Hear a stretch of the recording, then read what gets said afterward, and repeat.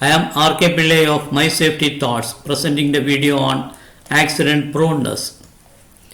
Accident proneness is the idea that some people have a greater predisposition than others to suffer accidents. If small children repeatedly meet with accidents, will you brand them accident prone? I think no. You will call them naughty. Accident proneness is a term used by managers to escape their weaknesses in the areas of selection, placement, training, supervision, and motivation. Statistics show that there are workers who have no accidents and others who have several in a given period. This suggests that certain workers are more liable to accidents than others. They are usually described as accident prone. In a group of 100 workers, if 100 accidents occur in a specific period, it is most improbable that every worker will have had one accident, even if the circumstances of all the workers are same in every respect. The conclusion to be drawn from these considerations is that when workers have more accidents than others working under the same condition, it is possible but not certain that there is a specific reason for the difference. Safety management is more of psychology than engineering. At least, how many of the present day safety officers have heard about accident proneness? Frankly speaking, not many, I am sure. Let us start with a few examples. Consider a group of students studying in a particular class. Their physical atmosphere is same. They study the same textbook, same classroom, same teacher, same exercises, and so on. However, if these students appear for the exam, some never pass any subject. Some pass few subjects. Some pass many subjects. Some pass all the subjects. The last category is termed bright, not as pass prone. Talk prone. In a group of girls, some never talk. Some talk in few occasions. Some talk in many occasions. Some talk all the time. The last category is termed talkative, not as talk prone. Smile prone. In a group of children, some never smile. Some smile occasionally. Some smile always. The last category is termed happy girls. Quarrel prone. In a group of young boys, some seldom quarrel, some have few quarrels, some have many quarrels, some quarrel always. The last category is termed quarrelsome, not as quarrel prone. Here our topic, accident proneness. Accident prone. In a group of people, some never have any accident.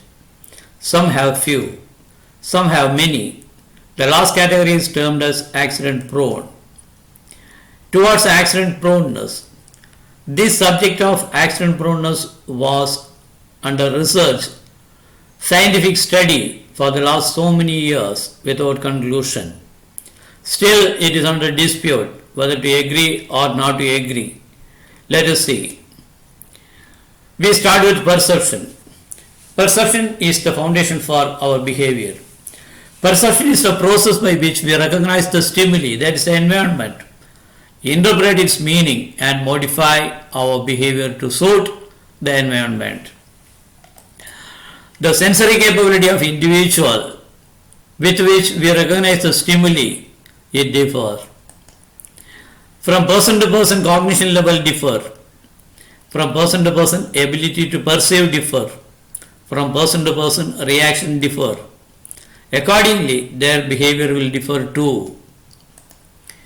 With the same stimuli, two individuals may find different things.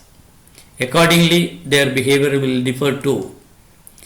Every faulty step is the result of an error in one's perception and subsequent reaction, or it can be a delayed reaction. If perception is delayed and reaction overrides perception, behavior may be faulty. Inability to perceive right in time to react suitably is not the fault of a person. It may be from deficiency in his sensory capability. It may be his cognitive deficiency in interpreting the stimuli he came across. He may have problem with eyesight. He may have hearing problems. He may have physical problems. It may be with psychomotor functions. Simply, his limbs don't follow his mind's commands. All this will contribute to his added accident rates. Physiological, psychological, psychophysical characteristics in individuals are responsible for a certain mode of behavior of people who are abusively termed as accident prone. Psychological attitude of the worker may be to show off knowledge, courage, or skill. He wants to feel important, to attract attention, to be admired. Excessive haste, that is working too fast for one's mental and physical capacity, may also result in accident. Normally, children grow mentally and physically. Some grow mentally, their physical growth may be low. Some grow physically, their mental growth may be low. For few, both mental and physical growth may be low. It is natural, quite natural.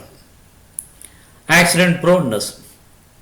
Statistics show that there are people who have no accidents and others who have several in a given time. This suggests that certain people are more liable than others. They are usually described as accident prone. Remedy. Assign tasks to suit one's capability. There will not be any accident proneness. Accident proneness is only a part of a blame game. In fact, this is to cover up management's weaknesses in the areas of selection, placement, training, supervision, and motivation. If you are still not satisfied with the explanation, let us move on to our farm. Here I have many cows. I feed them the same fodder, same cattle feed, give them the same physical conditions, even care them equally also. Nobody can blame, especially me. Nobody can blame me if I demand same uniform yield of milk from each one of my cows. When I purchased them, that was my expectations. Unfortunately, see the result. In reality, I don't get it. That is it. Dry prone, can I call them? Now, of late I realize it was my selection, poor selection, that resulted in getting a cow that will not yield me sufficient milk. The process was poor. Hope you understood. More explanations following. Thank you for your time in watching.